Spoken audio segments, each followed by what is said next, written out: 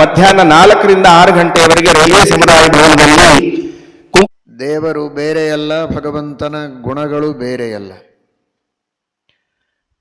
ದೇವರು ವಿಶ್ವವ್ಯಾಪಿಯಾದಂತೆ ಭಗವಂತನ ಒಂದೊಂದು ಗುಣವೂ ವಿಶ್ವವ್ಯಾಪಿಯಾದದ್ದು.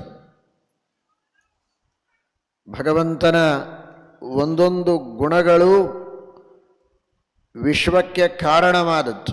ಆತ್ಮ ಮೃದುಪೂರ್ವಂಚ ಭಾಷತೆ.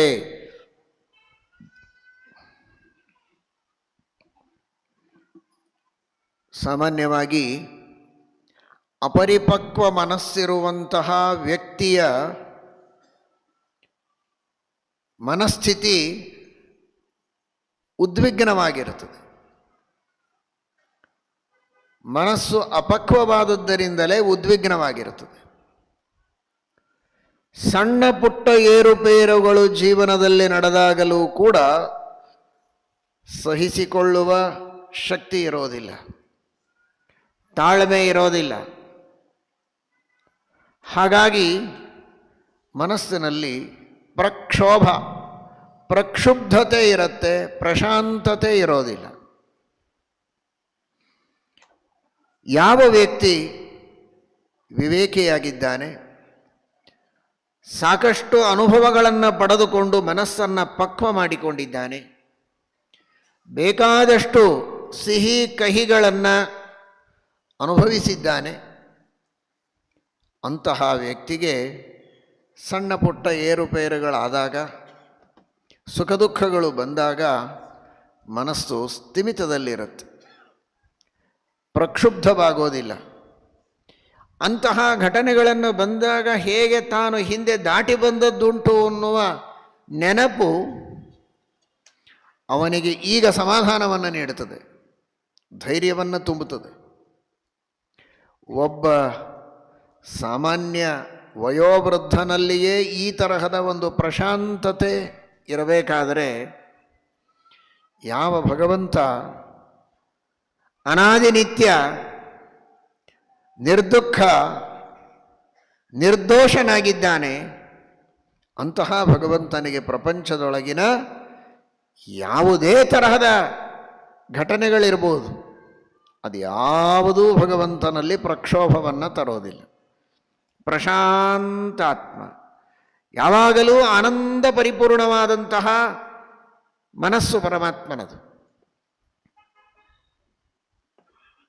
ಎಂತಹ ಶತ್ರುಗಳಿರಲಿ, ದೇವರನ್ನು ನಿಂದೆ ಮಾಡುವವರಿರ್ಬೋದು, ಪ್ರತ್ಯಕ್ಷವಾಗಿ ದೇವರ ವಿರೋಧವನ್ನು ಮಾಡುವವರಾಗಿರಬಹುದು,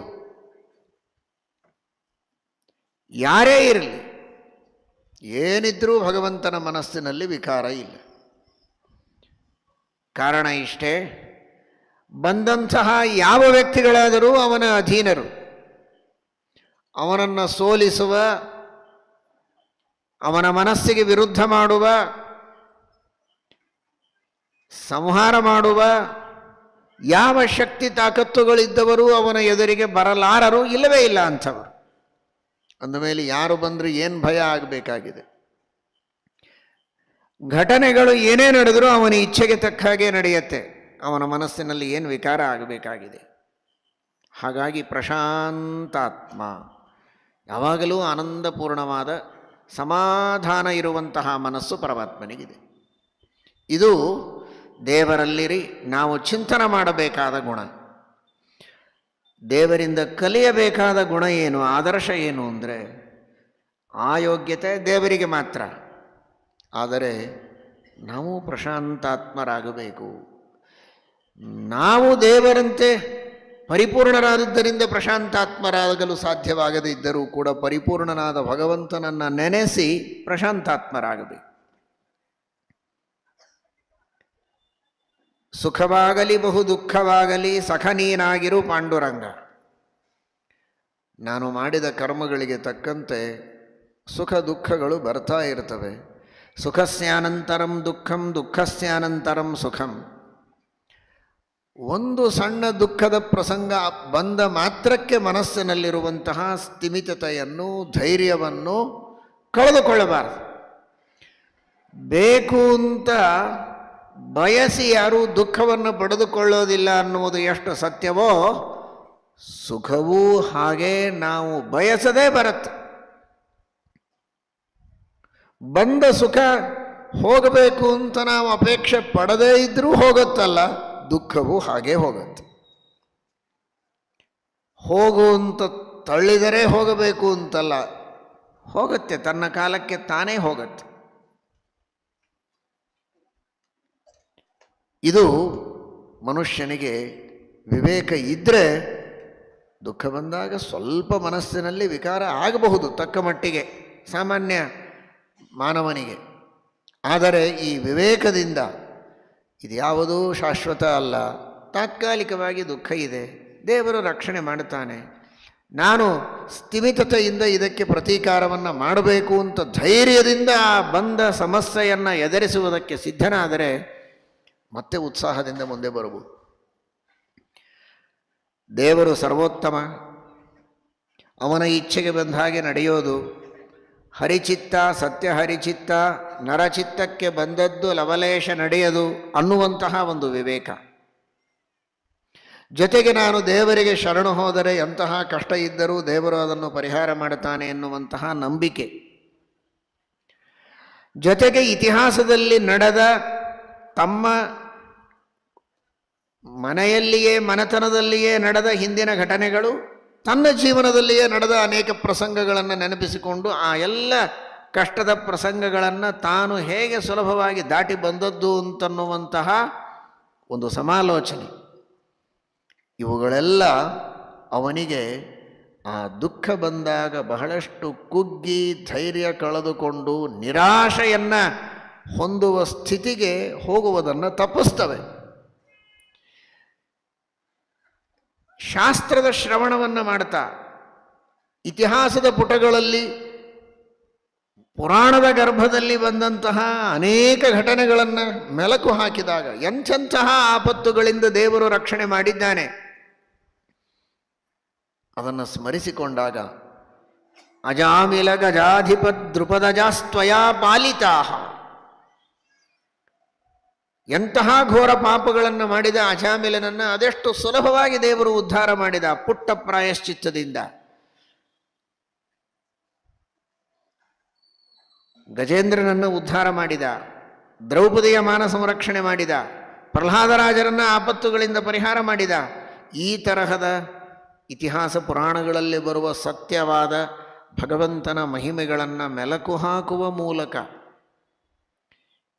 ಇವನಿಗೊಂದು ಧೈರ್ಯ ಬರ್ತದೆ, ಪ್ರಶಾಂತಾತ್ಮನಾಗ್ತಾನೆ ಅನ್ನುವುದಕ್ಕೇನೆ ಇತಿಹಾಸ ಪುರಾಣ ಶಾಸ್ತ್ರ ಸಾಕಷ್ಟು ಕೇಳಿ ಕೇಳಿ ಕೇಳಿ ಒಂದು ಧೈರ್ಯವನ್ನು ತಂದುಕೊಂಡವರಿಗೆ ಬೇಕಾದಷ್ಟು ಘಟನೆಗಳು ನಡೆದರೂ ಪ್ರಾಣ ಕಳೆದುಕೊಂಡು ಬಿಡೋಣ, ಆತ್ಮಹತ್ಯೆ ಮಾಡಿಕೊಳ್ಳೋಣ ಅನ್ನುವಂತಹ ಪ್ರವೃತ್ತಿ ಬರೋದಿಲ್ಲ. ಆ ತರಹದ ಅಧೈರ್ಯದ ಕಾರ್ಯವನ್ನು ಮಾಡ್ತಾನೆ ಅಂದರೆ ಅವನಿಗೆ ಸರಿಯಾಗಿ ಉತ್ತಮರ ಸಹವಾಸ ಆಗಿಲ್ಲ, ವೃದ್ಧರ ಸೇವೆಯನ್ನು ಮಾಡಿಲ್ಲ, ಇತಿಹಾಸ ಪುರಾಣಗಳನ್ನು ಕೇಳಿಲ್ಲ, ದೇವರನ್ನು ನಂಬಿಲ್ಲ ಅಂತ ಅರ್ಥ.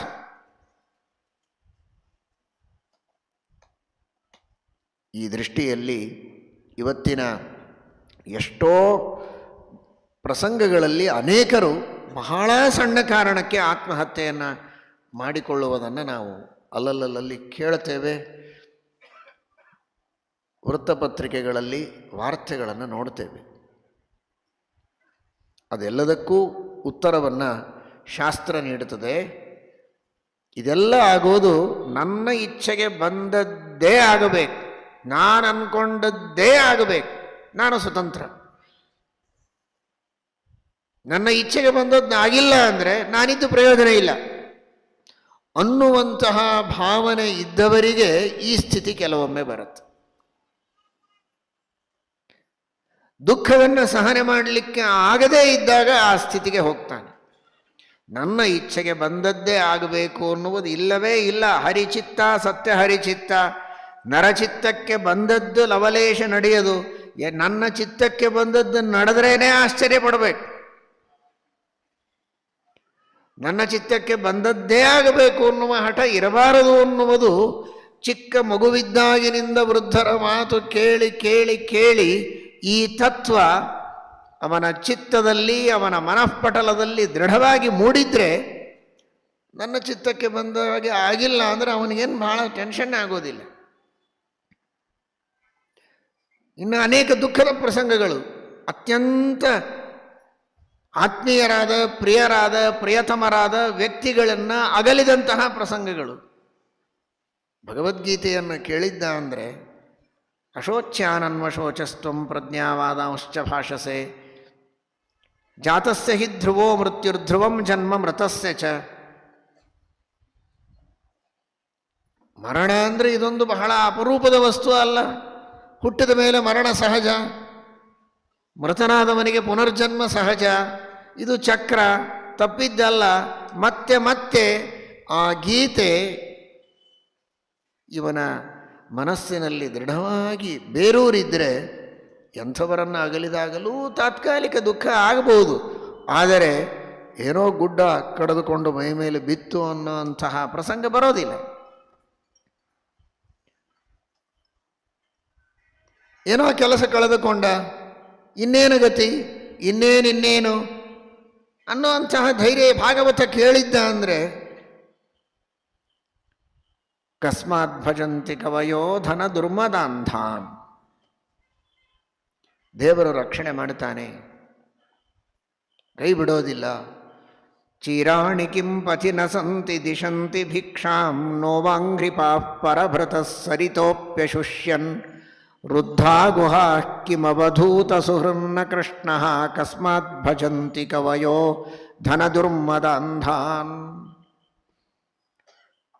ವಿಶ್ವಸ್ಯ ಯಸ್ಥಿತಿಲಯೋದ್ಭವ ಹೇತುರಾದ್ಯಃ ಯೋಗೇಶ್ವರೈರಪಿ ದುರತ್ಯಯ ಯೋಗಮಾರ್ಗಃ ಕ್ಷೇಮಂ ವಿಧಾಸ್ಯತಿ ಸನೋ ಭಗವಾಂಸ್ತ್ರ್ಯಧೀಶಃ ತ್ರತಾಸ್ಮದೀಯ ವಿಮೃಶೇನ ಕಿಯಾನಿಹಾರ್ಥಃ. ದೇವರು ಕೈ ಬಿಡೋದಿಲ್ಲ, ದೇವರು ರಕ್ಷಣೆ ಮಾಡ್ತಾನೆ. ಕಲ್ಲಿನೊಳಗಿದ್ದ ಕಪ್ಪೆಗೆ ನೀರು ಕೊಟ್ಟು ಅಲ್ಲಿಯೇ ರಕ್ಷಣೆ ಮಾಡಿ ಅದಕ್ಕೆ ಅಲ್ಲಿಯೇ ಆಕ್ಸಿಜನ್ ಕೊಡುವಂತಹ ಅಚಿಂತ್ಯಾದ್ಭುತ ಶಕ್ತಿ ಕಾರುಣ್ಯ ಸಂಪನ್ನನಾದ ಭಗವಂತ ನಮ್ಮನ್ನು ರಕ್ಷಣೆ ಮಾಡದೆ ಬಿಡ್ತಾನೆಯೇ. ಭಕ್ತಿಯಿಂದ ಭಜಿಸಿದರೆ ರಕ್ಷಣೆ ಮಾಡಿಯೇ ಮಾಡ್ತಾನೆ ಎನ್ನುವಂತಹ ವಿಶ್ವಾಸ. ರಕ್ಷತಿ ಇತ್ಯೇವ ವಿಶ್ವಾಸ. ಸ ರಕ್ಷಿತ ರಕ್ಷತಿ ಯೋ ಹಿ ಗರ್ಭೆ.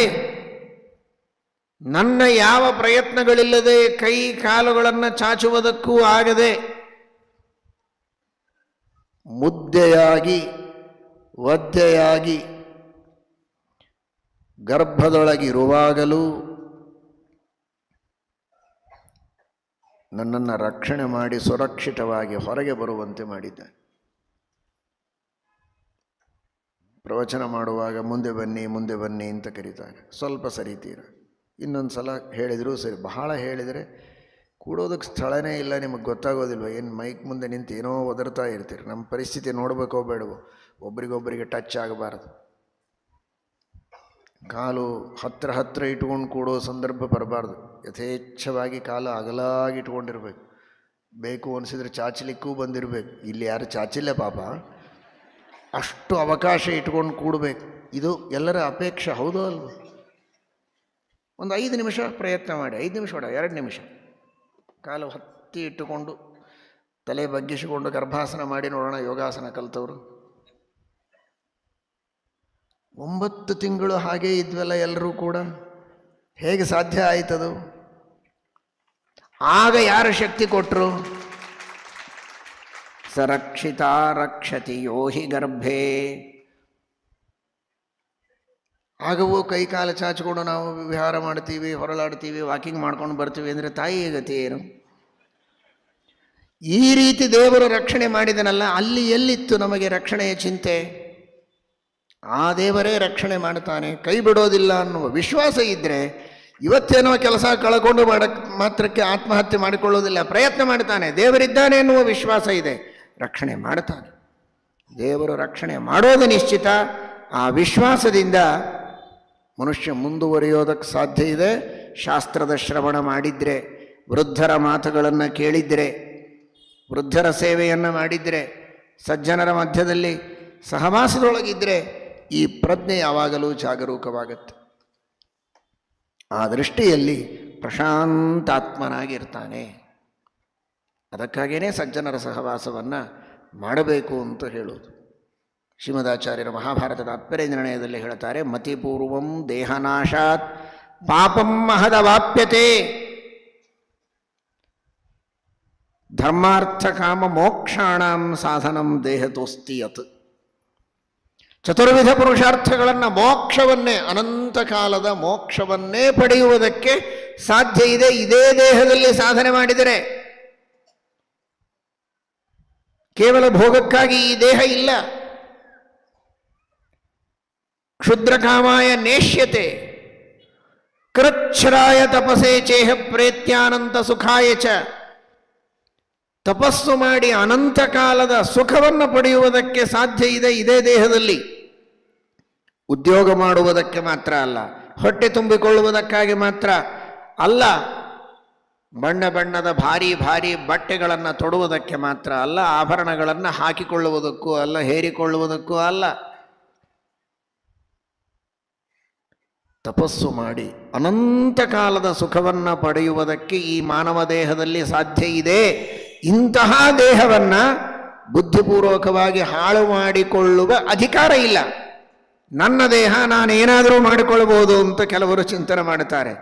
ಅದಕ್ಕೆ ಸರ್ವಥಾ ಶಾಸ್ತ್ರ ಒಪ್ಪಿಲ್ಲ. ಇದು ನಿನ್ನ ದೇಹ ಅಲ್ಲವೇ ಅಲ್ಲ, ಇದು ನಿನ್ನ ದೇಹ ಅಲ್ಲ, ಇದು ದೇವರು ಕೊಟ್ಟ ದೇಹ, ಇದು ದೇವರ ಅಧೀನ ಅನ್ನುವ ಚಿಂತನ ಬರೋದಕ್ಕೆ ಮುದ್ರಾಧಾರಣೆ ಮಾಡಿಸಿಕೊಳ್ಳೋದು, ಶಂಖ ಚಕ್ರ ಒತ್ಕೊಳ್ಳೋದಕ್ಕೆ ಇದು ನನ್ನದಲ್ಲ, ತಾನಲ್ಲ, ತನ್ನದಲ್ಲ, ಮುಂದೆ ಬಾಹೋದಲ್ಲ. ಆದರೆ ಇದರಿಂದ ಸಾಧನೆ ಮಾತ್ರ ಬಹಳ ಅದ್ಭುತವಾದ ಸಾಧನೆಯಾಗುತ್ತೆ. ಇದು ನಶ್ವರ, ಆದರೆ ಇದು ಈಶ್ವರನ ಹತ್ತಿರದ ಕರೆದುಕೊಂಡು ಹೋಗುವ ಸಾಧನೆಯನ್ನು ಮಾಡಿಸುವಂತಹ ದೇಹ. ಇಂತಹ ದೇಹವನ್ನು ಹಾಳು ಮಾಡಿಕೊಳ್ಳಬಾರದು, ಹಾನಿ ಮಾಡಿಕೊಳ್ಳಲು ಬೇಡಿ ಹುಚ್ಚಪ್ಪಗಳಿರ ಅಂತ ಬೈತಾರೆ ದಾಸರು. ದೇಹವನ್ನು ಸಾರ್ಥಕಪಡಿಸಿಕೊಳ್ಳಬೇಕು, ತಾಳ್ಮೆಯಿಂದ ಇರಬೇಕು, ಸಮಾಧಾನದಿಂದ ಇರಬೇಕು. ಇದು ರಾಮಾಯಣದಿಂದ ಕಲಿಯುವ ಒಂದು ಸಂದೇಶ. ಪ್ರಶಾಂತಾತ್ಮ ಸಹಿ ನಿತ್ಯಂ ಸಚ ನಿತ್ಯಂ ಪ್ರಶಾಂತಾತ್ಮ ಮೃದುಪೂರ್ವಂಚ ಭಾಷತೆ. ಶ್ರೀರಾಮಚಂದ್ರನ ದರ್ಶನವನ್ನು ಪ್ರತಿನಿತ್ಯದಲ್ಲಿ ಮಾಡಿಕೊಳ್ತೀರಿ. ಮೂಲರಾಮದೇವರ ದರ್ಶನ, ದಿಗ್ವಿಜಯ ರಾಮದೇವರ ದರ್ಶನ. ಆ ರಾಮನಿಗೆ, ಅನಂತ ಗುಣಪೂರ್ಣನಾದ ಶ್ರೀರಾಮಚಂದ್ರನಿಗೆ ನಮ್ಮ ಯೋಗ್ಯತೆಗೆ ತಕ್ಕಷ್ಟು ಗುಣವಂತರಾಗುವಂತೆ ಅನುಗ್ರಹ ಮಾಡಲು ಪ್ರಾರ್ಥನೆಯನ್ನು ಮಾಡಬೇಕು. ಮೃದುಪೂರ್ವಂಚ ಭಾಷತೆ. ರಾಮ ಮಾತನಾಡುವಾಗ ಬಹಳ ಮೃದುವಾಗಿ ಮಾತನಾಡ್ತಾ ಇದ್ದ. ಏನೇ ಹೇಳಬೇಕಾಗಿರಲಿ, ತಪ್ಪು ಮಾಡಿದ್ದಾನೆ ಒಬ್ಬ ಪ್ರಜೆ, ಅಪರಾಧ ಮಾಡಿಯೇ ಬಂದು ನಿಂತಿದ್ದಾನೆ, ಅವನಿಗೆ ದಂಡ ಮಾಡಬೇಕಾಗಿದೆ, ಶಿಕ್ಷೆ ಕೊಡಬೇಕಾಗಿದೆ ಅಂತಾಗಿದ್ದರೂ ಕೂಡ ಮಾತನಾಡುವಾಗ ಮೃದುಪೂರ್ವಂಚ ಭಾಷತೆ. ಏನಪ್ಪ, ಏನೋ ಈ ತರಹ ತಪ್ಪು ಕೆಲಸ ಮಾಡಿದ್ದಿ ಅಂತೆ, ಕಳ್ಳತನ ಮಾಡಿದ್ದಿ, ಏನಾದರೂ ಕಷ್ಟ ಇತ್ತ ಮನೆಯಲ್ಲಿ, ಹೆಂಡತಿ ಮಕ್ಕಳಿಗೆ ಹಾಕಲಿಕ್ಕೆ ಏನು ಸೌಕರ್ಯ ಇರಲಿಲ್ಲ ಅಂತ ಕಳ್ಳತನ ಮಾಡಿದೆಯಾ, ಏನು ಸಮಸ್ಯೆ ಇತ್ತು ಅಂತ ಬಂದು ಹೇಳಿಕೊಂಡಿದ್ದರೆ ನಾನೇ ಪರಿಹಾರ ಮಾಡ್ತಿದ್ನಲ್ಲ, ಯಾಕೆ ಅಧರ್ಮ ಅನ್ಯಾಯ ಮಾಡುವ ಹೆಜ್ಜೆಯನ್ನು ಇಟ್ಟು ಈ ಕ್ರಮದಲ್ಲಿ ಬಂದದ್ದು ಕಳ್ಳ. ಆದರೆ ಮೃದುಪೂರ್ವಂಚ ಭಾಷತೆ. ಮಾಡಿದ ಅಧರ್ಮವನ್ನು, ಕಳ್ಳತನವನ್ನು ಒಪ್ಪಿ ಇಟ್ಟುಕೊಳ್ಳುವುದಲ್ಲ, ತಿದ್ದುವಾಗಲೂ ಮೃದುಪೂರ್ವಂಚ ಭಾಷತೆ. ದೇವರು ಸರ್ವಜ್ಞ, ಆದರೆ ಒಬ್ಬ ರಾಜ, ಒಬ್ಬ ಯಜಮಾನ, ಒಬ್ಬ ಅಧಿಪತಿ, ಒಬ್ಬ ನಾಯಕ ಹೇಗಿರಬೇಕು ಅನ್ನುವುದನ್ನು ತೋರಿಸ್ತಾನೆ. ಮೃದುಪೂರ್ವಂಚ ಭಾಷತೆ. ಮೃದುಪೂರ್ವಂಚ ಭಾಷತೆ. ಮೃದುಪೂರ್ವಂ ಒಂದೇ ಶಬ್ದ, ಅಥವಾ ಪೂರ್ವಂಚ ಮೃದು ಭಾಷತೆ. ಮೊದಲು ಮೃದು, ಆಮೇಲೂ ಮೃದುವಾಗಿ ಮಾತನಾಡುವಂಥವನು. ಕೆಲವರು ಮೊದಲು ಬಂದು ಕೂಡಲೇ ಮೃದುವಾಗಿ ಮಾತಾಡ್ತಾರೆ, ಆಮೇಲೆ ನೋಡಿದರೆ ಅದನ್ನು ತಡ್ಕೊಳ್ಳಿಕ್ಕೆ ಸಾಧ್ಯ ಇಲ್ಲ ಅಂಥ ಮಾತಾಡ್ತಾರೆ. ಯಾಕಪ್ಪ ಬಂದ್ವಿ ಇಲ್ಲಿ ಅಂತ. ಅದಕ್ಕೆ ವಾಲ್ಮೀಕಿ ಮಹರ್ಷಿಗಳು ಬಹಳ ಸುಂದರವಾಗಿ ಶಬ್ದವನ್ನಿಟ್ಟಿದ್ದಾರೆ. ಮೃದು ಪೂರ್ವಂಚ ಭಾಷತೆ. ಮೊದಲೂ ಮೃದು ಮಾತಾಡ್ತಾನೆ, ಮಧ್ಯದಲ್ಲಿಯೂ ಮೃದುವಾಗಿಯೇ ಮಾತಾಡ್ತಾನೆ, ಕೊನೆಗೂ ಮೃದುವಾಗಿಯೇ ಮಾತನಾಡುವಂತಹದ್ದು ಶ್ರೀರಾಮಚಂದ್ರನ ಅದ್ಭುತವಾದಂತಹ ವಾಣಿ. ಕೇಳಿದರೆ ಆನಂದ ಆಗಬೇಕು, ಆ ತರಹ ಮಾತನಾಡು.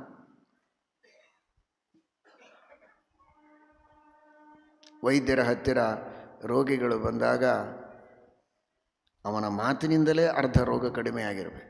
ನೀನೇನು ಚಿಂತೆ ಮಾಡಬೇಡ, ಏನೇನೂ ವಿಚಾರ ಮಾಡಬೇಡ, ಎಲ್ಲ ರೋಗಗಳ ಪರಿಹಾರ ಆಗತ್ತೆ. ದೇವರ ಅನುಗ್ರಹ ಇದೆ, ದೇವರ ಸ್ಮರಣೆ ಮಾಡು, ಚೆನ್ನಾಗಿ ಹೇಳಿದ ಔಷಧಿಗಳನ್ನು ತೆಗೆದುಕೋ, ಪಥ್ಯ ಚೆನ್ನಾಗಿ ಮಾಡು, ಡಯಟ್ ಮಾಡು, ಏನು ನಿಯಮಗಳಿವೆ ಅವುಗಳನ್ನೆಲ್ಲ ಚೆನ್ನಾಗಿ ಪರಿಪಾಲನೆ ಮಾಡು, ಏನೂ ವಿಚಾರ ಮಾಡಬೇಡ. ನಿನ್ಕಿಂತಲೂ ಬಹಳ ಉಲ್ಬಣ ರೋಗ ಆದವರು ಸುಖವಾಗಿ ಪರಿಹಾರ ಮಾಡಿಕೊಂಡು ಹೋಗಿದ್ದಾರೆ, ನೀನ್ಯಾಕೆ ಚಿಂತೆ ಮಾಡಿದೆ. ಹೀಗೆ ಹೇಳಿದರೆ ಅವನಿಗೆ ಅರ್ಧ ರೋಗ ಕಡಿಮೆಯಾಗಿ ಬಿಟ್ಟಿರ್ತದೆ, ಮನಸ್ಸಿಗೆ ಧೈರ್ಯ ಬಂದಿರ್ತದೆ, ವಿಶ್ವಾಸ ಬರ್ತದೆ. ಇದು ಕ್ರಮ. ಮೃದುಪೂರ್ವಂಚ ಭಾಷತೆ. ಬಂದು ಕೂಡಲೇ ಹೆದರಿಸ್ಬಿಡೋದು, ಇನ್ನೇನು ನೀನು ಭಾಳ ದಿವಸ ಉಳಿಯೋ ಲಕ್ಷಣ ಕಾಣಿಸ್ತಾ ಇಲ್ಲ, ಔಷಧ ನಾನು ಬರೆದು ಕೊಡ್ತೀನಿ, ಅಷ್ಟರೊಳಗೆ ನಿನಗೆ ಯಾರ್ಯಾರಿಗೆ ತಿಳಿಸ್ಬೇಕೋ ಬೇಕಾದರೂ ತಿಳಿಸ್ಬಿಡು ಅಂತ. ಹೀಗೆ ಹೇಳಿದರೆ ಅವನ ಗತಿ ಏನು? ಸುಖವಾಗಿದ್ದವನಿಗೂ ಹಾರ್ಟ್ ಫೇಲ್ ಆಗತ್ತಷ್ಟೆ. ಹೀಗೆ ಯಾರೂ ಮಾಡೋದಿಲ್ಲ ವೈದ್ಯರು, ಅಂದರೆ ಕೆಲವರು ಹೀಗಿರ್ತಾರೆ ಎನ್ನುವುದಕ್ಕೆ ಹೇಳಿದೆ. ಮೃದುಪೂರ್ವಂಚ ಭಾಷತೆ. ಅವನು ಯಾರೇ ಇರ್ಬೋದು, ವೈದ್ಯರಿಗೆ ಮಾತ್ರ ಸಂಬಂಧಪಟ್ಟದ್ದಲ್ಲ, ವೈದ್ಯರಿರ್ಬೋದು, ಬೇರೆಯವರಾಗಿರ್ಬೋದು, ತನ್ನ ತನ್ನ ಕ್ಷೇತ್ರಕ್ಕೆ ಸಂಬಂಧಪಟ್ಟ ಮಾತುಗಳನ್ನು ಮುಟ್ಟಿಸುವಾಗ ಮೃದುವಾದ ಭಾಷೆಯಲ್ಲಿ ಮುಟ್ಟಿಸಬೇಕು. ಇದು ಶ್ರೀರಾಮಚಂದ್ರನ ಒಂದು ದೊಡ್ಡದಾದಂತಹ ಆದರ್ಶ ಅನ್ನುವ ದೃಷ್ಟಿಯಲ್ಲಿ ವಾಲ್ಮೀಕಿ ರಾಮಾಯಣ ಅದನ್ನು ತಿಳಿಸಿಕೊಡ್ತಾ ಇದೆ. ಮೃದುಪೂರ್ವಂಚ ಭಾಷತೆ. ತತ್ವೋಪದೇಶವನ್ನು ಮಾಡುವಂತಹ ಸಂದರ್ಭದಲ್ಲಿಯೂ ಭಗವತ್ ತತ್ವವನ್ನು ತಿಳಿಸುವಾಗಲೂ ಮೃದುಪೂರ್ವಂಚ ಭಾಷತೆ, ಮೃದುವಾಗಿ ಭಗವಂತನ ಅನುಗ್ರಹ ಏನು, ಭಗವಂತನ ಕಾರುಣ್ಯ ಏನು ಅದನ್ನೂ ತಿಳಿಸಬೇಕು. ನಾವು ತಪ್ಪು ಮಾಡಿದರೆ ಎಂತಹ ಘೋರವಾದ ನರಕವನ್ನು ಕೊಡ್ತಾನೆ ದೇವರು, ಅದನ್ನೂ ತಿಳಿಸ್ಬೇಕು. ಎರಡನ್ನೂ ಹೇಳಬೇಕು. ಮೃದುಪೂರ್ವಂಚ ಭಾಷತೆ, ಇದು ಎರಡೂ ಅರ್ಥ. ಇದೀಗ ಹೇಳಿದ್ದು ಮೊದಲು ಮೃದು, ಮಧ್ಯದಲ್ಲಿಯೂ ಮೃದು, ಕೊನೆಯಲ್ಲಿಯೂ ಮೃದು ಅಂತ. ಆದರೆ ಕೆಲವು ಸಂದರ್ಭಗಳಲ್ಲಿ ಮಾತ್ರ ನಿಷ್ಠುರವಾದ ಮಾತುಗಳನ್ನು ಹೇಳಲೇಬೇಕಾಗತ್ತೆ. ಚಶಬ್ದಕ್ಕೆ ಏವ ಎಂಬ ಅರ್ಥವನ್ನು ಅಲ್ಲಲ್ಲಲ್ಲಿ ಶ್ರೀಮನ್ಯಾಯಸುಧಾ ಗ್ರಂಥದಲ್ಲಿ ಟೀಕಾಕೃತ್ಪಾದರು ಹೇಳ್ತಾರೆ. ಅದು ಮರಾಠಿ ಭಾಷೆಯಲ್ಲಿದೆ. ಅವನೇ ಅಂತ ಹೇಳಬೇಕಾದ್ರೆ ತೋಚ್ ಅಂತಾರೆ. ಆ ಚ ಅನ್ನುವುದು ಏವಾರ್ಥದಲ್ಲಿಯೂ ಉಂಟು. ಟೀಕಾಕೃತ್ಪಾದರು ಮಹಾರಾಷ್ಟ್ರದವರೇ. ಹೀಗಾಗಿ ಚ ಅನ್ನುವುದು ಏವ ಎಂಬ ಅರ್ಥದಲ್ಲಿಯೂ ಉಂಟು. ಪೂರ್ವಂಚ ಮೃದು ಭಾಷತೆ, ಮೊದಲು ಮಾತ್ರ ಮೃದುವಾಗಿರ್ತಾನೆ, ಆದರೆ ತಪ್ಪೇ ಮಾಡಿದ್ದು ನಿಜ ಆಗಿದ್ದರೆ ಸಂದರ್ಭ ಬಂದಾಗ ಸರಿಯಾದ ನಿಷ್ಠುರವಾದ ಮಾತುಗಳಿಂದ ಅವನಿಗೆ ಎಚ್ಚರಿಕೆಯನ್ನೂ ಕೊಡುತ್ತಾನೆ ದೇವರು ಅಂತ. ಅದೂ ಅವಶ್ಯಕವೇ. ಪೂರ್ವಮೇವ ಮೃದು ಭಾಷತೆ. ಆಮೇಲೆ ಯೋಗ್ಯವಾದ ಪ್ರಸಂಗದಲ್ಲಿ ಅವನಿಗೆ ಸರಿಯಾದ ತಿಳುವಳಿಕೆಯನ್ನು ಪರಮಾತ್ಮ ಕೊಡ್ತಾನೆ ಅಂತ. ಇದನ್ನೂ ನಾವು ಜೀವನದಲ್ಲಿ ಇಟ್ಟುಕೊಳ್ಳಬೇಕು ಎಂಬುದಾಗಿ ತಿಳಿಸಿಕೊಡ್ತಾರೆ. ಮೃದುಪೂರ್ವಂಚ ಭಾಷತೆ. ಉಚ್ಚಮಾನೋಪಿ ಪರುಷಂ ನೋತ್ತರಂ ಪ್ರತಿಪದ್ಯತೆ. ಎಷ್ಟೇ ನಿಷ್ಠುರವಾದ ಮಾತುಗಳನ್ನು ಆಡಿದರೂ ಕೂಡ ಅದಕ್ಕೇನು ಪ್ರತೀಕಾರ ಮಾಡ್ತಾ ಇರಲಿಲ್ಲಂತೆ. ನಿನಗೇನು ಬೇಕು ಹೇಳು, ವಿಧಾನ ಮಾತ್ರಂ ತದುಪಾದದೆ ತದಾ ಪಯೋ ಯಥಾಚ್ಛಂ ಪರಮಸ್ಸ ಹಂಸರಾಟ್ ತಲ್ಲೀನ ಆಕ್ಷೇಪ ಮುಪೈಕ್ಷತಾಫಲಂ ವಾರೀವ ಸಂತೋಹಿ ಗುಣಾಂಶ ತೋಷಿಣ ಅಂತ. ಏನೇನೋ ಆಕ್ಷೇಪಗಳನ್ನು ಮಾಡಬಹುದು, ನಿಷ್ಠುರವಾಗಿ ಮಾತನಾಡ್ಬೋದು. ಉಪವಾಸ ಸಾಯ್ತಾ ಇದ್ದೇನೆ, ಯಾರು ನೋಡುವವರಿಲ್ಲ, ಹಾಗಿದೆ ಹೀಗಿದೆ, ನೀವೆಲ್ಲ ರಾಜರಿದ್ದು ಏನು ಮಾಡ್ತೀರಾ, ಏನೇನೋ ಮಾತಾಡ್ಬೋದು. ನೀನು ಯಾಕೆ ಹೀಗೆ ಮಾತನಾಡಿದಿ, ನಾನು ಇಂತಹ ದೊಡ್ಡ ರಾಜ, ನನ್ನ ಎದುರಿನಲ್ಲಿ ಬಂದು ತಲೆಗೆ ಬಂದ ಹಾಗೆ ಮಾತಾಡ್ತಾ ಇದ್ದೀನಿ, ನಾನು ಜೈಲಿಗೆ ಹಾಕಿಸಿಬಿಡ್ತೇನೆ, ಹೊಡೆಸಿಬಿಡ್ತೇನೆ, ಯಾವುದೂ ಇಲ್ಲ. ಅವನಿಗೆ ಏನು ಬೇಕಾಗಿದೆ? ಹೊಟ್ಟೆಗಿಲ್ಲ, ಹಸದಿದ್ದಾನೆ, ಕಷ್ಟದಲ್ಲಿದ್ದಾನೆ, ದರಿದ್ರ. ಅವನಿಗೆ ಬೇಕಾದದ್ದನ್ನು ಕೊಟ್ಟು ಬಿಟ್ಟರೆ ಮುಗಿದೋಯ್ತು ಅಷ್ಟೇ. ಉಚ್ಚಮಾನೋಪಿ ಪರುಷಂ ನೋತ್ತರಂ ಪ್ರತಿಪದ್ಯತೆ. ಈ ಲೆವೆಲ್ ನೋಡಿ, ದೇವರು ಸರ್ವೋತ್ತಮ ಬಿಟ್ಟುಬಿಡಿ. ನಾವು ಕಲಿತುಕೊಳ್ಳಬೇಕಾದದ್ದು ಅಂದರೆ ವಾಲ್ಮೀಕಿ ಮಹರ್ಷಿಗಳ ಶಬ್ದ. ಆ ಆರ್ಷ ಗ್ರಂಥದಲ್ಲಿರುವಂತಹ ಒಂದೊಂದು ಪದಗಳು ಹೇಗಿವೆ ಅಂತ. ಉತ್ತರವನ್ನು ಕೊಡೋದಿಲ್ಲ ಅಂತಂತ ಇಲ್ಲ ಮಹರ್ಷಿಗಳು. ನೋತ್ತರಂ ಪ್ರತಿಪದ್ಯತೆ, ತಲೆಯಲ್ಲೇ ಬರ್ತಿರಲಿಲ್ಲಂತೆ. ಕೆಲವೊಮ್ಮೆ ಯಾರಾದರೂ ನಮಗೇನಾದರೂ ಅಂದುಬಿಟ್ರೆ ಮನಸ್ಸಿನಲ್ಲಿ ಎಷ್ಟು ಶಬ್ದ, ಅದು ಯಾವುದಾದ್ರೂ ಅಂತ ಇನ್ನೂ ಬಂದಿಲ್ಲ ಅಂಥದ್ದು ಏನಾದರೂ ಒಂದು ಹೊಸ ಟೆಕ್ನಾಲಜಿ ಬಂದರೆ ಮನಸ್ಸಿನಲ್ಲಿ ಇದ್ದಿದ್ದೆಲ್ಲ ಪಟ ಪಟ ಪಟ ಪ್ರಿಂಟ್ ಆಗ್ತಾ ಹೋಗಿಬಿಟ್ರೆ ಭಾಳ ಕಷ್ಟ. ಏನೋ ಬೈದು ಬಿಟ್ಟರೆ 108 ಬೈಗಳೆಲ್ಲ ತಲೆಯಲ್ಲಿ ಬರ್ತದೆ. ಆದರೂ ಸ್ವಲ್ಪ ಸಂಯಮದಿಂದ ತಡ್ಕೋತಾನೆ, ಒಂದೋ ಎರಡೋ ಹೊರಗೆ ಬರ್ತಾವಷ್ಟೇ. ಆದರೆ ಮಹರ್ಷಿಗಳಂತಾರೆ, ವಾಲ್ಮೀಕಿಗಳು, ನೋತ್ತರಂ ಪ್ರತಿಪದ್ಯತೆ, ತಲೆಯಲ್ಲಿಯೇ ಆಲೋಚನೆ ಮಾಡ್ತಾ ಇರಲಿಲ್ಲಂತ. ಅವನಿಗೆ ಕೆಟ್ಟದನ್ನು ಮಾತಾಡಬೇಕು, ಕೆಟ್ಟದಾಗಿ ಉತ್ತರ ಕೊಡಬೇಕು, ಕೆಟ್ಟದನ್ನು ಬಯಸೋದು ಮನಸ್ಸಿನಲ್ಲಿಯೂ ಬರ್ತಾ ಇರಲಿಲ್ಲ. ಉತ್ತರ ಕೊಡೋದಂತೂ ದೂರ ಉಳಿತು. ನೋತ್ತರಂ ಬ್ರವೀತಿ ಅಲ್ಲ, ನೋತ್ತರಂ ವದತಿ ಅಲ್ಲ, ನೋತ್ತರಂ ಪ್ರತಿಪದ್ಯತೆ. ಮನಸ್ಸಿನಲ್ಲಿಯೇ ಅವನಿಗೆ ಕೆಟ್ಟ ಮಾತುಗಳಿಂದ ಉತ್ತರವನ್ನು ಕೊಡಬೇಕು ಅಂತ ಚಿಂತನವನ್ನೂ ಮಾಡದಂತೆ ಅವನಿಗೆ ಹಿತವನ್ನೇ ಬಯಸುವಂತಹ ಅಸ್ಮದಿಷ್ಟೈಕಕಾರಿಯಾಯ ಪೂರ್ಣಾಯ ಹರಯೇ ನಮಃ. ಶ್ರೀಮದ್ ಆನಂದತೀರ್ಥ ಭಗವತ್ಪಾದಾಚಾರ್ಯರ ವಚನ. ಅಸ್ಮದಿಷ್ಟೈಕಕಾರಿಯಾಯ ಪೂರ್ಣಾಯ ಹರಯೇ ನಮಃ ಅಂತ. ನಮಗೆ ಹಿತವಾದದ್ದನ್ನು, ಇಷ್ಟವಾದದ್ದನ್ನೇ ಕೊಡ್ತಾನೆ ಪರಮಾತ್ಮ, ಅನುಗ್ರಹ ಮಾಡುತ್ತಾನೆ ಎನ್ನುವಂತಹ ಒಂದು ವಿಶ್ವಾಸವನ್ನು ಶ್ರೀಮದಾಚಾರ್ಯರು ನಮಗೆ ಮೂಡಿಸ್ತಾರೆ. ಆ ಮಾತನ್ನು ವಾಲ್ಮೀಕಿ ಮಹರ್ಷಿಗಳು ತಿಳಿಸ್ತಾರೆ. ಉಚ್ಚಮಾನೋಪಿ ಪರುಷಂ ನೋತ್ತರಂ ಪ್ರತಿಪದ್ಯತೆ. ಹೀಗಿರಬೇಕು ನೀವು ಅಂತ ಜಗತ್ತಿಗೆ ತಿಳಿಸಿಕೊಡ್ತಾ ಇದ್ದಾರೆ. ಎಷ್ಟೇ ನಿಷ್ಠುರವಾದ ಮಾತುಗಳಿಂದ ಇನ್ನೊಬ್ಬರು ನಮ್ಮನ್ನು ಬೈದಾಗಲೂ ಪ್ರೀತಿಯಿಂದ ಅವರನ್ನು ಮಾತನಾಡಿಸಿ ಅವರನ್ನು ಗೆಲ್ಲಬೇಕು, ಅವರ ಮನಸ್ಸನ್ನು ಗೆಲ್ಲಬೇಕು. ಮಾತಿಗೆ ಪ್ರತಿಯಾಗಿ ಮಾತನಾಡಿ ಜಗಳ ಆಡಿ ತನ್ನ ಮನಸ್ಸಿಗೇನೆ ದುಃಖವನ್ನು ತಂದುಕೊಳ್ಳುವ, ಕುಟುಂಬದಲ್ಲಿ ತನ್ನ ಸಮಾಜದಲ್ಲಿ ವಿರಸ ಕಲಹ ಇವುಗಳನ್ನು ಬೆಳೆಸಿಕೊಳ್ಳುವ ಪ್ರಯತ್ನವನ್ನು ಮಾಡಬಾರದು ಅಂತ ಶ್ರೀರಾಮಚಂದ್ರ ತಿಳಿಸಿಕೊಡ್ತಾ ಇದ್ದಾನೆ. ಕಥಂಚಿದುಪಕಾರೇಣ ಕೃತೇನ ಏಕೇನ ತುಷ್ಯತಿ ಶತಮಪ್ ನ ಸ್ಮರತ್ಯಪಕಾರಾಣಂ ಶತಮಪ್ಯಾತ್ಮವತ್ತಯ. ಕಥಂಚಿದುಪಕಾರೇಣ, ಕದಾಚಿದುಪಕಾರೇಣ ಅಂತೂ ಪಾಠ ಇದೆ. ಕಥಂಚಿದುಪಕಾರೇಣ ಕೃತೇನೈಕೇನ ತುಷ್ಯತೆ. ಒಂದು ಉಪಕಾರವನ್ನು ಮಾಡಿದರೂ ಸಂತುಷ್ಟನಾಗ್ತಾನೆ, ಅನಂತ ಅಪರಾಧಗಳನ್ನು ಮಾಡಿದ್ದರೂ ಕ್ಷಮಾ ಮಾಡ್ತಾನೆ. ಶತಮಪಿ ಅಂತಿದೆ.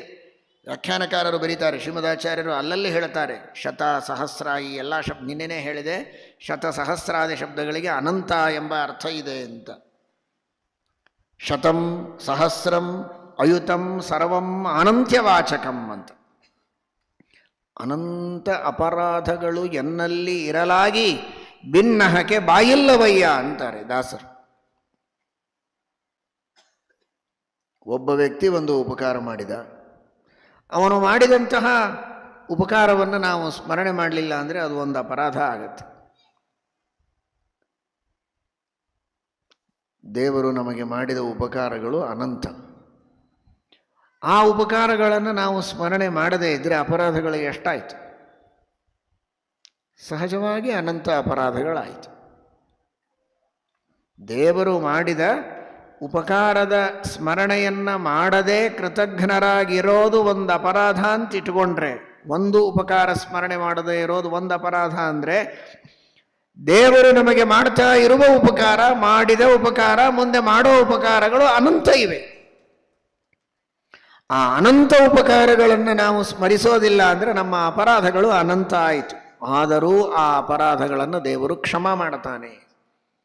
ಇವನು ಅಜ್ಞಾನಿ, ವಿಸ್ಮರಣಶೀಲ, ಎಲ್ಲವನ್ನು ನೆನಪಿನಿಟ್ಟುಕೊಳ್ಳಿಕ್ಕೆ ಆಗೋದಿಲ್ಲ. ಯಾವಾಗೋ ಆಗೊಮ್ಮೆ ಈಗೊಮ್ಮೆ ತಕ್ಕ ಮಟ್ಟಿಗೆ ಕೃತಜ್ಞತೆಯನ್ನು ಅರ್ಪಣೆ ಮಾಡ್ತಾನೆ, ಒಂದು ಕೈ ಮುಗಿತಾನೆ, ನಮಸ್ಕಾರ ಪ್ರದಕ್ಷಿಣೆ ಮಾಡ್ತಾನಲ್ಲ, ಸಾಕು ಅಂತ ಅಷ್ಟಕ್ಕೆ ದಯೆ ತೋರ್ತಾನಲ್ಲ, ಇದೇ ದೇವರ ದೊಡ್ಡದಾದ ಗುಣ. ಕಥಂಚ ಉಪಕಾರ ಅಂದರೆ ದೇವರಿಗೇನು ಉಪಕಾರ ಇಲ್ಲವೇ ಇಲ್ಲ, ಮಾಡಲಿಕ್ಕೆ ಬರೋದಿಲ್ಲ, ಸೇವೆ ಅಂತ ಅರ್ಥ ಅಷ್ಟೇ.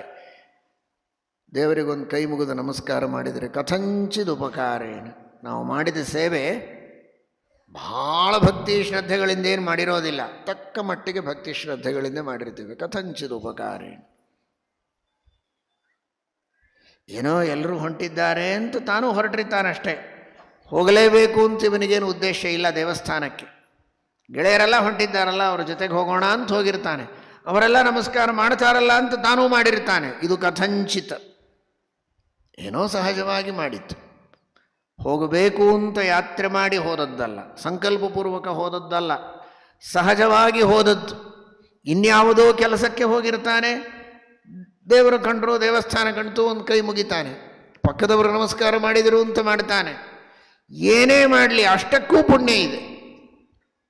ಸ್ವಲ್ಪ ಶ್ರದ್ಧೆ ಭಕ್ತಿ ಇದ್ದರೆ ಸಾಕು, ಅಷ್ಟಕ್ಕೂ ಪರಮಾತ್ಮ ಪುಣ್ಯವನ್ನು ಕೊಡ್ತಾನೆ, ಅನುಗ್ರಹವನ್ನು ಮಾಡ್ತಾನೆ. ಇದು ದೇವರ ಕಾರುಣ್ಯ. ಕಥಂಚಿದುಪಕಾರೇಣ ಕೃತೇನೈಕೇನ ತುಷ್ಯತಿ. ಸಾವಿರಾರು ತಪ್ಪುಗಳನ್ನು ಮಾಡಿರಲಿ, ಅಪರಾಧಗಳನ್ನು ಮಾಡಿರಲಿ, ಅವುಗಳೆಲ್ಲವನ್ನು ಕ್ಷಮಾ ಮಾಡ್ತಾನೆ ದೇವರದು ದೊಡ್ಡದಾದಂತಹ ಗುಣ. ಇದನ್ನು ಜೀವನದಲ್ಲಿ ಮನುಷ್ಯ ತಾನು ಕಲಿಯಬೇಕು, ಅಳವಡಿಸಿಕೊಳ್ಳಬೇಕು. ತಪ್ಪುಗಳನ್ನು ಸುತ್ತಮುತ್ತಲಿದ್ದವರು ಬೇಕಾದಷ್ಟು ಮಾಡ್ತಾ ಇರ್ಬೋದು, ತಪ್ಪುಗಳನ್ನು ತಿದ್ದಬೇಕು, ಸನ್ಮಾರ್ಗದಲ್ಲಿ ಬರುವಂತೆ ಪ್ರೇರಣೆಯನ್ನು ಮಾಡಬೇಕು, ಅವರನ್ನು ಗುಣವಂತರನ್ನಾಗಿ ಮಾಡುವುದಕ್ಕೆ ಪ್ರಯತ್ನ ಮಾಡಬೇಕು. ಆದರೆ ಆ ಮಾಡಿದ ತಪ್ಪುಗಳನ್ನೇ ಬಹಳ ಎಣಿಸ್ತಾ ಅವನನ್ನು ದೂರ ಮಾಡುವುದಲ್ಲ. ಅವನಲ್ಲಿರುವ ಯಾವುದಾದರೂ ಒಂದು ಗುಣ ಇದ್ದರೂ ಕೂಡ ಅದಕ್ಕೆ ವಿಶೇಷವಾದ ಪುರಸ್ಕಾರವನ್ನು ಕೊಟ್ಟು ಅವನನ್ನು ಮೇಲೆ ತರುವ ಪ್ರಯತ್ನ ಮಾಡಬೇಕೇ ಹೊರತು ಆ ಗುಣವನ್ನು ಕಡೆಗಣಿಸಿ ದೋಷಗಳನ್ನೇ ಎತ್ತಿ ನೋಡಿ ಅವನನ್ನು ದೂರ ಸರಿಸಬಾರದು ಅನ್ನುವಂತಹ ಒಂದು ಸಂದೇಶವನ್ನು ಶ್ರೀರಾಮಚಂದ್ರ ಕೊಡ್ತಾ ಇದ್ದಾನೆ. ನ ಸ್ಮರತ್ಯಪಕಾರಾಣಂ ಶತಮಪ್ಯಾತ್ಮವತ್ತಯ. ಏನಾದರೂ ದೇವರು ಇದಕ್ಕೆ ವಿಪರೀತವಾಗಿ ಗುಣಗಳನ್ನು ನೋಡದೆ ದೋಷಗಳನ್ನು ಎಣಿಸ್ತಾ ಇದ್ದ ಅಂದರೆ ಮಾತ್ರ ಯಾವ ಜೀವನೂ ಮೋಕ್ಷವನ್ನು ಹೊಂದುವುದಕ್ಕೆ ಸಾಧ್ಯ ಇರಲಿಲ್ಲ. ಅಷ್ಟು ಅಪರಾಧಗಳಿವೆ. ಅನೇಕ ಜನ ಅಂತಾರೆ, ನಾವೇನು ತಪ್ಪು ಮಾಡೇ ಇಲ್ಲ, ಯಾಕೆ ನಮಗೆ ಕಷ್ಟ ಬರುತ್ತೋ ಗೊತ್ತಿಲ್ಲ ಅಂತ. ಈ ಮಾತು ಅನ್ನೋದೇ ಶಾಸ್ತ್ರದ ಪರಿಜ್ಞಾನ ಇಲ್ಲದೇ ಇರೋದಕ್ಕೆ ಮನುಷ್ಯ ಅಂತಾನೆ. ಇದೇ ಒಂದು ದೊಡ್ಡ ತಪ್ಪು. ಮೊದಲನೇದ್ದು ಏನು ತಪ್ಪು ಮಾಡಿಲ್ಲ ಅಂತೇನು ತಿಳುವಳಿಕೆ ಇದೆ ಅಲ್ಲ, ಇದು ಯಾಕೆ ಬಂತು ಈ ಭಾವನೆ? ಪೂರ್ವಜನ್ಮ, ಹಿಂದಿನ ಎಷ್ಟೋ ಜನ್ಮಗಳು, ಈ ಜನ್ಮದಲ್ಲಿ ತಾನು ಮಾಡಿದಂತಹ ಎಷ್ಟೋ ನಿಷಿದ್ಧ ಕರ್ಮಗಳು, ವಿಹಿತ ಕರ್ಮಗಳನ್ನು ಮಾಡದೇ ಇರೋದು, ಇವುಗಳ ಬಗ್ಗೆ ತಿಳುವಳಿಕೆ ಇಲ್ಲ ಅನ್ನೋದೇ ಒಂದು ದೊಡ್ಡ ತಪ್ಪು. ಮೊದಲನೇದು, ನಾನೇನು ಮಾಡೋದಿಲ್ಲ, ನನ್ನ ಪಾಡಿಗೆ ನಾನು ಸುಮ್ಮನೆ ಇರ್ತೇನೆ ಮನೆಯಲ್ಲಿ, ಆದರೂ ಕಷ್ಟ ಬರ್ತದೆ. ನಿನ್ನ ಪಾಡಿಗೆ ನೀನು ಸುಮ್ಮನೆ ಇರೋದೇ ದೊಡ್ಡ ತಪ್ಪು. ಪರೋಪಕಾರ ಮಾಡಬೇಕು ಅಂತ ಶಾಸ್ತ್ರ ಇದೆ, ಸುಮ್ಮನೆ ಇರು ಅಂತ ಹೇಳಿಲ್ವಲ್ಲ ನಿನಗೆ. ಸುಮ್ಮನೆ ಇರೋದೇ ತಪ್ಪು. ಒಂದೊಂದು ವಿಹಿತ ಕರ್ಮಗಳನ್ನು ಮಾಡದೇ ಇರುವುದು ಒಂದು ಅಪರಾಧ. ಶಾಸ್ತ್ರದಲ್ಲಿ ವಿಹಿತವಾದ ಸಹಸ್ರಾರು ಕರ್ಮಗಳಿವೆ, ಓದಿಯೇ ಇಲ್ಲ, ಕೇಳಿಯೇ ಇಲ್ಲ, ತಿಳಿದೇ ಇಲ್ಲ, ಮಾಡೋದಂತೂ ದೂರ ಉಳಿತು. ಅದೆಲ್ಲವನ್ನು ಮಾಡದೇ ಇರುವ ತಪ್ಪುಗಳಿವೆ. ಮಾಡಬಾರದು ಅಂತ ಹೇಳಿದ ನಿಷಿದ್ಧ ಕರ್ಮಗಳಿವೆ, ಆ ನಿಷಿದ್ಧ ಕರ್ಮಗಳನ್ನು ಮಾಡ್ತೇವೆ, ಅದೂ ತಪ್ಪಿದೆ. ದೇವರ ವಿಸ್ಮರಣೆ, ಅದೂ ದೊಡ್ಡ ತಪ್ಪಿದೆ. ಒಂದೇ ಎರಡೇ ಅನಂತ ಅಪರಾಧಗಳಿವೆ. ಅದನ್ನೆಲ್ಲ ದೇವರು ನೋಡಿಬಿಟ್ರೆ ನಾವು ಮಾಡೋ ಏನು ಸಣ್ಣ ಪುಟ್ಟ ದೇವರ ಸೇವೆಗಳಿವೆ, ಇದು ಲೆಕ್ಕಕ್ಕೆ ಬರೋದಿಲ್ಲ. ನೂರಾರು ಸಾವಿರಾರು ಅಪರಾಧಗಳಿದ್ದಾಗ ಒಂದು ಒಳ್ಳೆಯ ಕೆಲಸ ಮಾಡಿದರೆ ಯಾರು ಮಾತಾಡಿಸ್ತಾರೆ? ಯಾವತ್ತೋ ಒಂದು ದಿವಸ ಬಂದು ನಿಮಗೆ ಕುಡಿಯೋದಕ್ಕೆ ಒಂದು ಲೋಟ ನೀರು ಕೊಟ್ಟು ಮನೆಯಲ್ಲಿದ್ದ ಎಲ್ಲ ಆಸ್ತಿ ಪಾಸ್ತಿ ಕಳ್ಳತನ ಮಾಡ್ಕೊಂಡು ತೊಗೊಂಡು ಹೋದ್ರೆ, ಅಂತೂ ನೀರಂತೂ ಕೊಟ್ಟೇ ಅಲ್ಲ ಸಾಕು ಅಂತ ಯಾರಾದರೂ ಅಂತಾರ? ಆದರೆ ದೇವರ ಅಂತಾನೆ, ಇದೇ ದೊಡ್ಡ ವೈಲಕ್ಷಣ್ಯ. ಶತಮಪ್ಯಪಕಾರಾಣ ನ ಸ್ಮರತ್ಯಪಕಾರಾಣ ಶತಮಪ್ಯಾತ್ಮವತ್ತಯ. ಯಾದವಾರ್ಯರು ಅದನ್ನೇ ಪ್ರಾರ್ಥನೆ ಮಾಡ್ತಾರೆ. ದೇವಾಪರಾಧಮನವೇಕ್ಷ್ಯ ಚ ವೀಕ್ಷ ಭಕ್ತಿಂ ವಾಸಿಷ್ಠ ಕೃಷ್ಣ ಮಮ ದೇಹಿ ಕರಾವಲಂಬಂ. ಎರಡನ್ನೂ ಲಿಸ್ಟ್ ತೆಗೆದು ಎಷ್ಟು ಅಪರಾಧಗಳು ಎಷ್ಟು ಪುಣ್ಯಕರ್ಮಗಳು ಅಂತ ನೋಡಿ ತೂಕ ಮಾಡಿ ನಾನು ಫಲ ಕೊಡ್ತೇನೆ ಅಂತ ಅನ್ಲಿಕ್ಕೆ ಹೋಗಬೇಡ. ಈ ಸಾಮಾನ್ಯ ಜೀವರ ಯೋಗ್ಯತೆ ಅಷ್ಟು ದೊಡ್ಡದಲ್ಲ. ಅಪರಾಧದ ಲಿಸ್ಟನ್ನು ಮುಚ್ಚಿಟ್ಬಿಡೋದನ್ನು ಕಟ್ಟಿಟ್ಬಿಡು, ನೋಡಲೇಬೇಡ, ಇದು ಒಂದೇ ನೋಡು ಸಾಕು ಅಂತಾರೆ. ದೇವಾಪರಾಧಮನವೇಕ್ಷ ಚ ವೀಕ್ಷ ಭಕ್ತಿಂ. ಭಕ್ತಿಯನ್ನು ಮಾತ್ರ ನೋಡು, ಪುಣ್ಯಕರ್ಮಗಳನ್ನು ಮಾತ್ರ ನೋಡಿ ನಮ್ಮನ್ನು ಉದ್ಧಾರ ಮಾಡು ಅಂತ. ಚತುರ್ಥ ಸ್ಕಂದ ಭಾಗವತದಲ್ಲಿ ಫಲ್ ಗೋಪಿ ಉರುಕರೋಷಿ ಅಂತ.